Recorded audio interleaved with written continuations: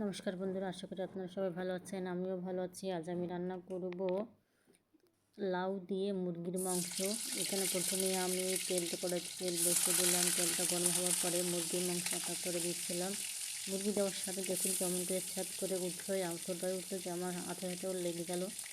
এই জন্য আমি ক্যামেরাটা পিছন দিকে নিয়ে গেলাম। তারপর দিলাম দেখুন এক এক করে মুরগির মাংসগুলো কড়াইতে দিলাম। লবণ হলুদ দিয়ে আমি প্রথমে একটু ভালো করে ভাজি করে নিব। ভাজি করে নিলে কিন্তু মাংসটা একটু শক্ত হয়, খেতেও অনেকটা ভালো লাগে।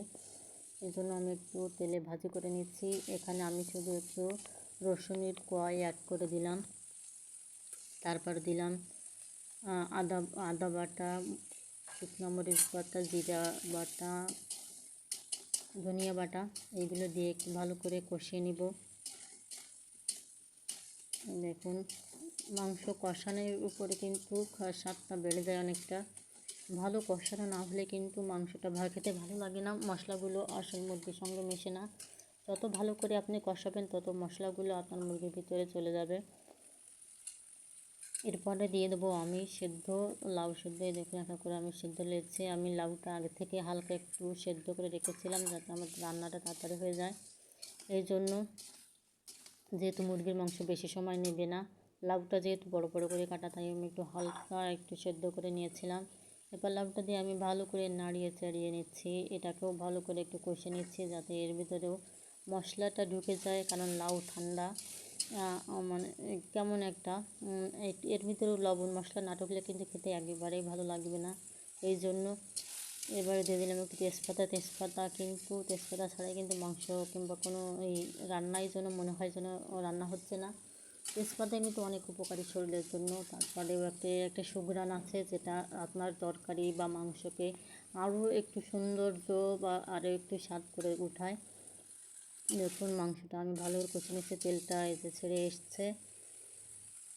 কালারটা কত, এখানে আমি জল অ্যাড করছি। এখানে জল আমি পরিমাণ মতো দিয়েছি, যেহেতু আমার লাউটা সেদ্ধ করা, তাই আমি বেশি জল দিব না। বেশি জল দিলে কিন্তু আমার অনেকক্ষণ ধরে জ্বালাতে হবে, যার জন্য কিন্তু স্বাদটা একটু অন্যরকম লাগবে, ভালো লাগবে না।